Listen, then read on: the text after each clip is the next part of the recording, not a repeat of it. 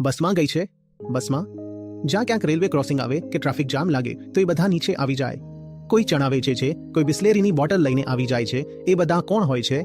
એ પુરુષ હોય છે. તમે જ્યારે ગૃહસ્થીમાં છો ને ત્યારે તમે રસ્તાની ધૂળ ખાવાથી બચી જાઓ છો. દિલ્હીના તાપ અને ધૂળમાં એ બધું કરવાનું વિચારો જે પુરુષ વર્ગ આખો દિવસ કર્યા કરે છે, જેથી સાંજે ઘરમાં થોડા પૈસા લાવી શકે. આવી વાર્તાઓ કરવી બહુ સરળ છે કે મહિલાઓ તો બચારી ગૃહસ્થીમાં બંધાઈ ગઈ છે, પણ જ્યારે તેમને ઘરથી બહાર નીકળવાનો મોકો મળે છે તો મોટા ભાગની મહિલાઓ બહાર જવા જ નથી માંગતી. કોણ બહારની ધૂળ ખાશે?